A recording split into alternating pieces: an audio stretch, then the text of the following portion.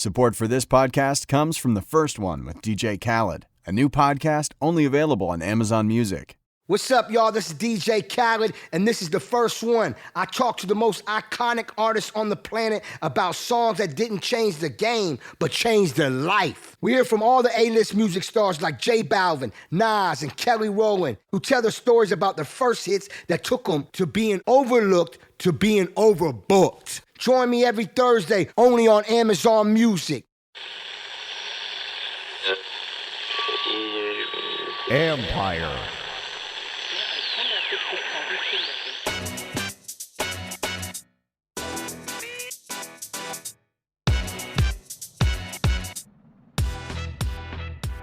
Week 12 of the NFL season is almost in the books. Almost. We'll see what happens with the Ravens and the Steelers. What's up, everybody? It's Mike Jones. Thanks for coming back for another episode of the Football Jones podcast.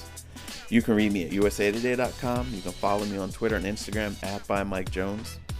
I know this is dropping a little bit later this week, but I wanted to get in this interview with a guy who can really give us some insight onto the behind the scenes and the decision making with the scheduling of games, with how the players in the league are handling the testing, why there's no bubble, if there could be a playoff bubble, what's next as the NFL and the players try to continue to navigate this season with coronavirus. And that man is George Atallah from the NFL Players Association. George has been there for quite a while now, and he is a guy who's got all the answers as far as those talks between the league and the players, and representing the players on behalf of the union, and just looking out for them and trying to get everybody through this season as safe as possible. And so George is my resource, my special guest for this week, to kind of educate us and peel back the curtain just a little bit so we can see what's been going on. So let's get to it with my guy, George Atallah. Hey, I'm Kat Lasso. I'm Xavier Jernigan. And I'm Speedy Mormon, and together we're the hosts of Spotify's new morning show, The Get Up. Every day we're bringing you the biggest news stories and pop culture headlines. Ooh, and the conversations you need to be in on. Okay. Don't worry, if you're not a morning person, we're doing the work for you. So just search The Get Up, hit play, and listen up for everything you need to know. With a playlist made just for you. Listen now for free, only on Spotify. Okay, and here we are with George Atallah, the Assistant Executive Director of External Affairs for the NFL Players Association. Also, that's fancy term for the guy who basically makes everything run smoothly, helps keep D. Smith in check, helps keep the players, everything, the message on point and everything, damage control, fire putter outer, strategic, he kind of does it all. That is quite the intro, and I even have a prop here for those of you who can see the picture. My team got me a firefighter hat because of all the fires that we have to put out, but that's a very kind intro. We have a great team. I'm only one of several people here who make things tick, and been fortunate enough to be in my role for 11 years now. So pretty amazing. Glad to chat with you, Mike. It's hard to believe it's been 11 years. Or, I mean, I'm sure sometimes it feels like dog years, but when you say it, it's like, man, because we both came into the league at the same time. We're not came into the league, but I started covering the league. Yeah, into this business. Yeah, it's crazy. It's been that long. I know. Still having fun? I love it. I mean, I'm having a blast. I wish that this year would be, we went from obviously a very contentious CBA to a very spirited and difficult, challenging COVID negotiation. So I think I'm personally run a little ragged, but just like the rest of us in the year of our Lord 2020. But no, it's phenomenal. I mean, I love my job. I love my team. I love working with D still. I think that we have a wonderful team at the union that is very mission oriented. We have a singular focus, and that's representing the players in the National Football League. So for me, I still love and relish my role, and it is never boring. That's for sure. a lot of times people hit you up with questions. You are the answer man, whether it's members of the executive committee, whether it's players and whatever. What kind of questions are you getting hit with in the last couple of weeks where from the outside, people are looking at this Baltimore Ravens outbreak, the game that's been pushed back several times. We're recording this on Tuesday afternoon, 24 hours before the game is supposed to get going, right?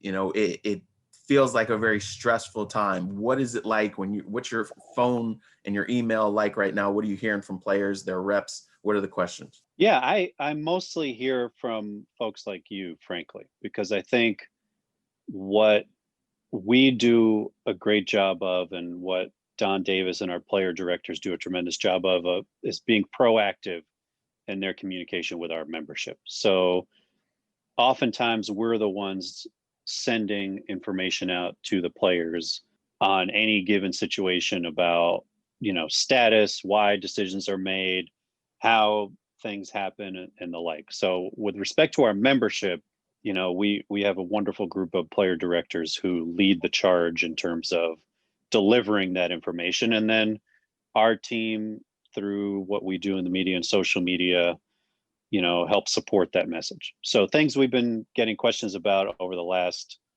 let's just take it 48 hours. Why was the Denver situation different than Baltimore?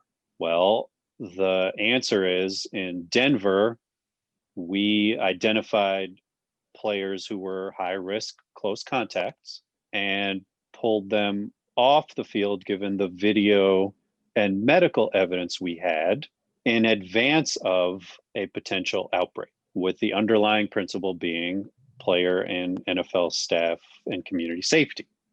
Okay, you don't want to have exposure, and we were trying to get ahead of any potential exposure given the data. In Baltimore, there was already an outbreak. And so the decision was made to reschedule that game because we had the need to contain an outbreak after the fact. So I think it's a pretty distinct and clear difference between why one team, unfortunately, was forced to play without, their quarterbacks listed on their roster, and another team was forced to reschedule their game or games now a couple of times. First one was to protect players and the staff on the front end. The second one was the outbreak already happened, and it was a matter of trying to get a handle on it and contain it. People wanted to take shots at the league for playing that Denver game, despite the fact that they didn't have quarterbacks. But isn't that kind of nobody's fault but Denver's? For one, their players, even, Drew said, like, we let our masks slip. They weren't having virtual meetings. Denver didn't have a contingency plan where they had a practice squad quarterback that was, kept away from those. That part wasn't the league's fault. In my opinion, if the Denver was going without any running backs, then it would have been like, oh, well, they've just got to be creative and boom. But it was because the quarterback position added to the magnitude of, is that right? Is my perception of that correct? Yeah, and I think your perception is correct. And I think one of the things that makes my job in this environment more simple, I think, is reverting back to the foundation that this whole season was built on. And the foundation that this whole season was built on include a few basic principles. First, everybody is together in lockstep and there are no exceptions to the protocols, right? So the league and the union have made it clear to the clubs, to the players, to the staff, to the coaches, to everybody in our business that we are aligned on what needs to be done. Second, we have to be flexible and adjust. There was never an expectation that this was going to be a perfectly normal season. So from the beginning, whether you're talking about our medical director and Tom Mayer or the league's medical director and Alan Sills, both of them have echoed this idea that unfortunately we are going to have to, and we will experience positive tests amongst players and staff. How we mitigate the risk to our community is a principle. And then the third principle is accountability. If people violate the protocols, players, staff, coaches, whoever, there is going to have to be a measure of accountability for people who don't follow the rules. Because, I mean, look, to use a cheesy football analogy, everybody has the playbook for how to avoid this disease. Physically distant, wear a mask, contact tracing, and testing. Those are the elements for how we can avoid people getting sick. If one of those things breaks down, that's when we've seen an outbreak like we've had in Tennessee or in Baltimore. It just takes one of those four things to break down. And the message from the beginning has had to be 100% compliance by 100% of the people, 100% of the time. Now, I do find it interesting that, it sounds like, and, if you look at social media Sunday morning, the league is reckless. This is crazy. They got to hit pause. But then, like, when I step back, I'm like, there's been 2 outbreaks. And you have some teams who haven't had any, or at least I know Seattle has not had any cases at all. Do you feel like as a whole, these teams are doing a pretty good job of avoiding or minimizing coronavirus? The answer is yes. And I think you and I, in an earlier exchange went through the math. We've had 192 games up until this point, and we've only had to reschedule 6 of them, I think. And, I think that's a pretty good benchmark for how we're doing as a league. We are still under 1% in terms of our positivity rate as an NFL community. I think that also shows how well we're doing as a league. And other than Tennessee and Baltimore, we've, for the most part, been able to contain and isolate and prevent any outbreaks across our clubs, which, goes to show how well I think we're doing. And look, we came to this business at the same time. I'm not one who has who compliments the NFL lightly. And people who know me and know what my role is, it's often to highlight the issues that they have or really accentuate the problems in terms of the way they deal with stuff. I will say this year, though, they really have proved that they are putting player safety at the forefront. Well, why? What drives the narrative that they aren't? Because you hear it, like, you hear it every once in a while. A player will tweet it, or it's a media person or whatever. Like, the league don't care about them. Like, league don't care about the players. League just about the money. Because that's been their history, and I don't blame people for taking that point of view, given some of the things that you and I have experienced in this business and the way that they've made decisions on certain things in the past. So I do think that there is some justified skepticism about how this season has played out. There's no doubt about that. Mm-hmm. But there also has to be some room for forgiveness and acceptance that this year is like no other. Right. And that these decisions that are being made, being willing to accept that first, the union's actually in lockstep with the league on these protocols. I mean, they are, that's pretty by rare. definition, are joint protocols. That is rare. Because you guys are always at odds. There's a lot of compromising, but there's not like ever a whole lot of like unilateral, like, yeah, we're in lockstep. So when you talk about decisions for moving, in Santa Clara, obviously the 49ers are going to have to play in Arizona the next couple of weeks. Mm-hmm. Well, those, how the players are going to be treated, what their situation is going to be like, we're going to have we already have started conversations with the NFL to make sure that the players have everything they need and that they're comfortable with the move. So we are in lockstep in a way this year that we have never been before. And look, there's always going to be complaining. Mhm. It's way easier to pick up a cell phone and tweet something out than it is to take a look at the big picture as to why certain decisions are made. I get that. That's the nature of what we do. But I do think that, I'm encouraged by how far we've gotten through this year so far. And I still have a decent level of confidence that we're going to make it to the end. Now, one thing that I hear from a lot of people is like, okay, why not a bubble? Why don't they take these guys? I've heard some people are like, why aren't they in a bubble already? Some people say, well, once they get to the postseason, they've definitely got to do a bubble. But first, why didn't the NFL do a bubble like we saw the NBA do? And I think I know the answer to this, but I would like to hear from your perspective. Why no bubble? It's a combination of math and the unique nature of our sport.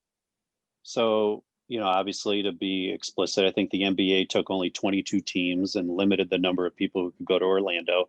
So their universe of people was less than 400 when you included the coaching staffs and everybody who was designated to go stage the games. Well, 400 people and translated to NFL terms, that's like 2 teams. I mean, not to be funny about it, but when you think about what it takes to stage an NFL game and how many guys are on the roster and coaches on the sidelines and, training staff and the like, I mean, obviously 400 is not going to be 2 teams, but you're talking about just numbers wise, we just have, 10,000 people maybe who we need to move in a bubble. Mm-hmm. So, and to my Canadian friends, Alberta, Canada was not the most appealing location. But secondly, I think there's also, a hope. There was also a hope going into the season that creating as normalized as an environment as possible for the players would actually help them adhere to the protocols better. And by normalize, you mean being around their families, having everyday lives, even though there is the risk that, okay, this guy's kid could bring it back, to him, to their dad or whatever. I think being around the players, from what I've heard from players, being around their families during the season has actually helped with, let's just term it COVID discipline. Mm-hmm. You want to keep your family safe. You're always, getting tested every single day. Mm-hmm. So you're in the mindset already that this is real. This is part of my daily life and I have to be disciplined. And look, the numbers, I mean, I know people like to tweet and inflate the sense of doom and gloom that we've got, but 192 games, only 6 rescheduled, positivity rate of less than 1%. I happen to take a look at the glass half full side of things. Now, what about the postseason? Does it make sense to do a bubble whereas each team just moves their players into a hotel for the month of January to make sure these playoff games get going? I know that like a 6-month period of a lot of guys I talked to were like, heck no, I don't want to be away from my family all the time. But for like the month of January, is that something that's like even like remotely smart or possible? I think possible. I mean, I know the league is considering it. We haven't, at least I haven't seen a formal proposal for how a bubble would work in the postseason.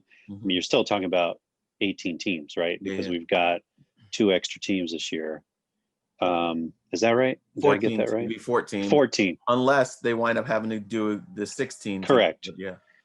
So we're talking about 14 teams minimum, which, shrinks the number in half, but you're talking about 4,000 people instead of the 10 that I referred to before.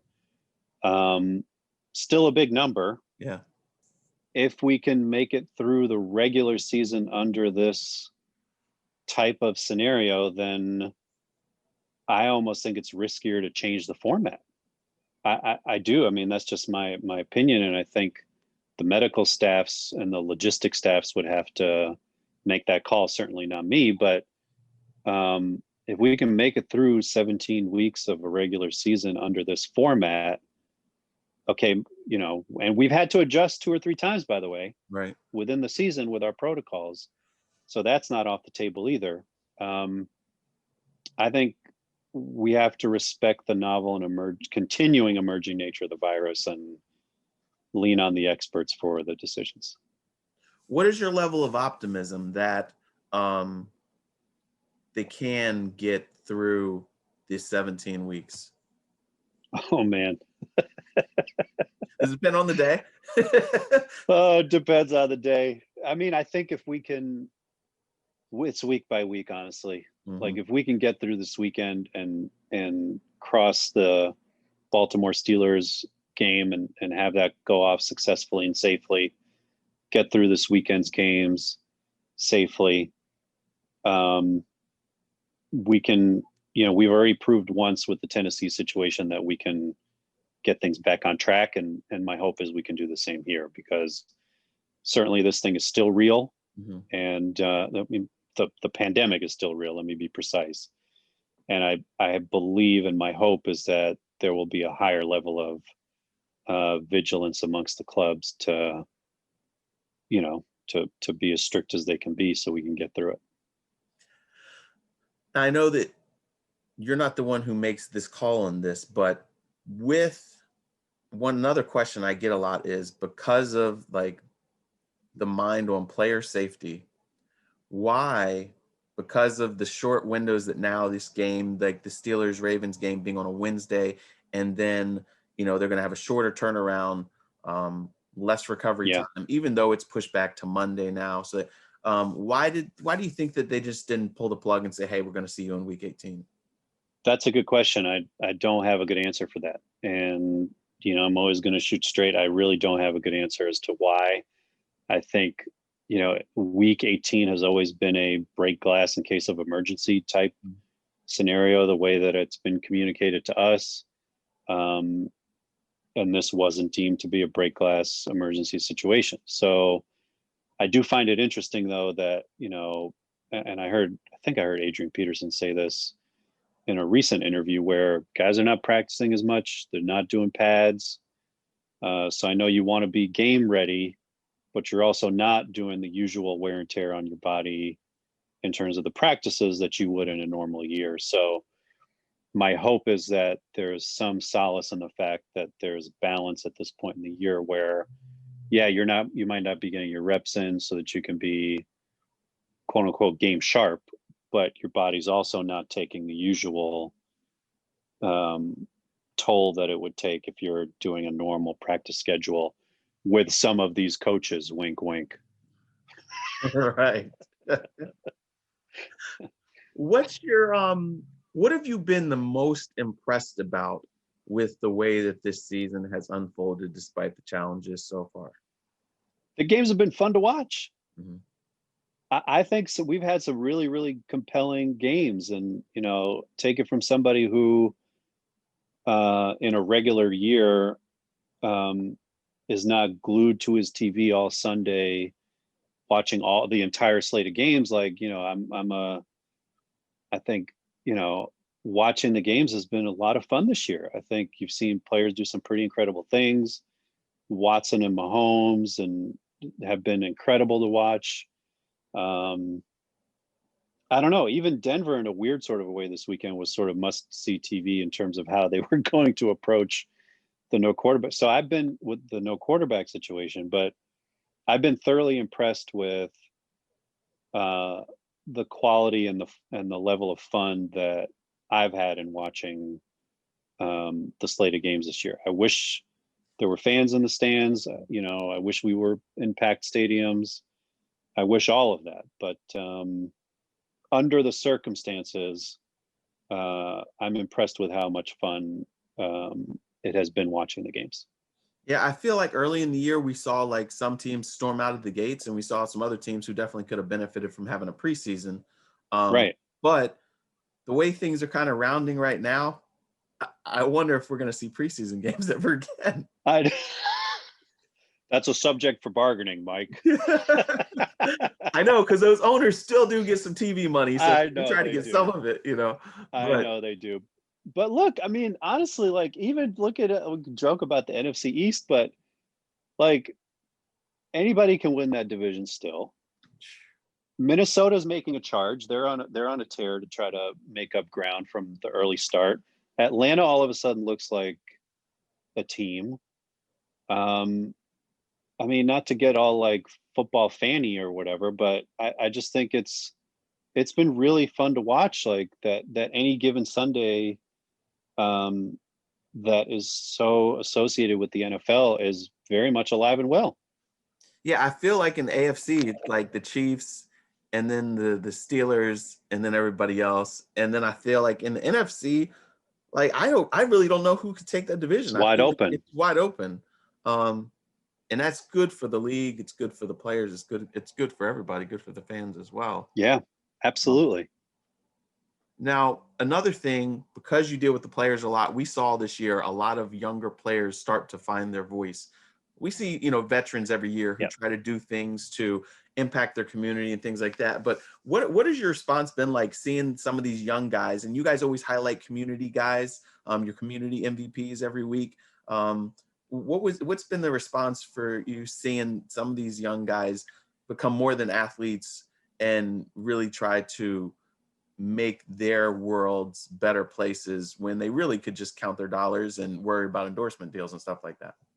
It's been and continues to be one of the most rewarding things of my job, to highlight the stuff that the players have been doing off the field. And look, I mean, playoff bubble, non-playoff bubble, what they do on the field, all that stuff matters a lot.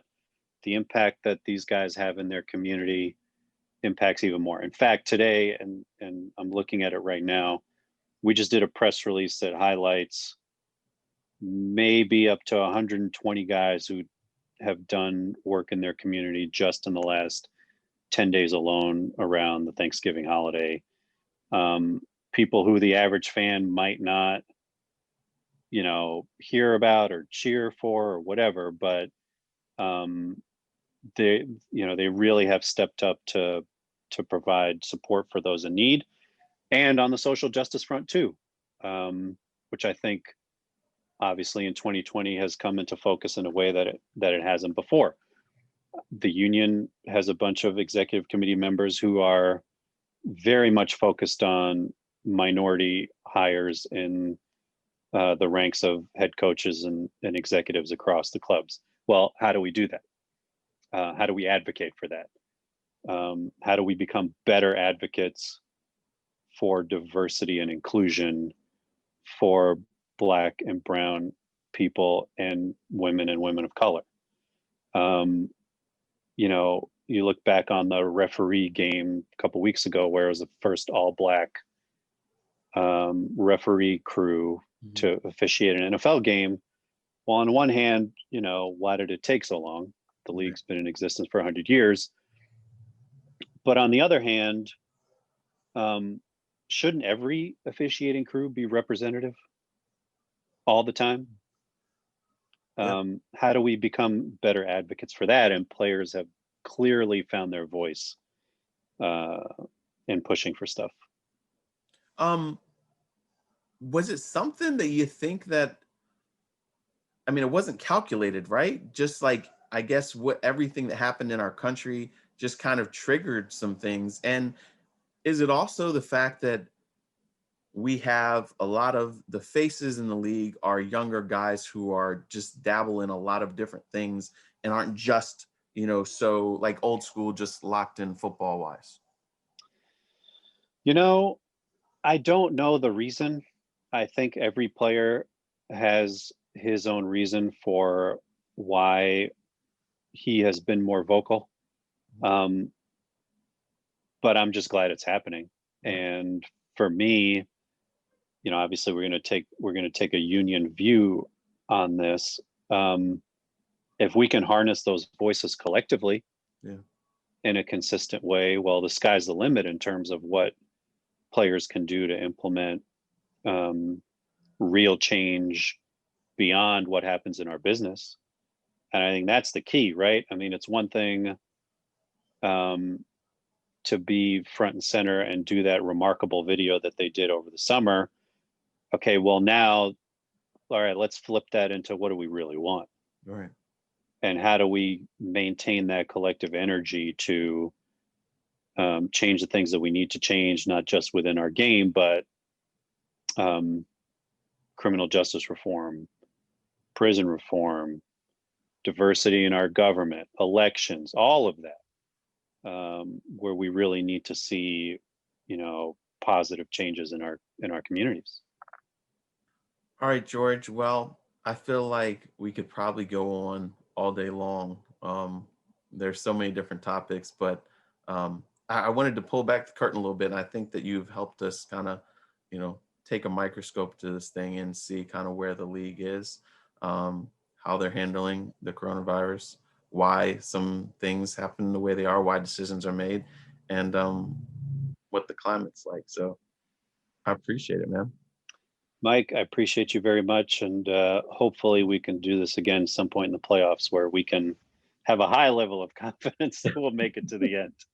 Yeah, we'll see. I didn't think we were going to get to December and be okay. So maybe 1 week at a time, Mike. That's right. That's right. All right, George. Thank you so much. You're on Twitter. You want people to know where they can find you on Twitter or the NFLPA Twitter account so they can see some of the community work you guys highlight or anything like that? Yeah, definitely follow at NFLPA. I'm at George Atallah. You might want to spell that out for people. That is Atallah. You got it. And definitely follow us. Hit us up with suggestions, comments, positive ones only, please. Always. But yeah, we'd love to have people check out all the work that our players are doing off the field for sure. Support for this podcast comes from Walgreens. Let's start with everyone out there who loves a good story. Now, narrow it down to all those passionate podcast listeners who are dedicated to living their best life. That's you, right? Well, Walgreens created a new, easier way to shop, save, and stay well just for you. It's called My Walgreens. And when you join, you'll discover personalized deals, instantly earn unlimited rewards, and receive real-time local health alerts. Join for free at mywalgreens.com. Exclusions apply. All right, there you have it. I know it seems like everything is crazy as we see this game get pushed back, but as George pointed out, when you think about it, things actually are going pretty well. I mean, coronavirus is here. It impacts us daily, but the league is doing a decent job of remaining on schedule and minimizing this, and here we are. If the Ravens and the Steelers can get this game in Wednesday afternoon, that's another week, another victory for the NFL and for their players, and we'll see what happens. I hope that we can get the rest of the season in uninterrupted, unscathed, but time will tell. Hope you guys have a great day.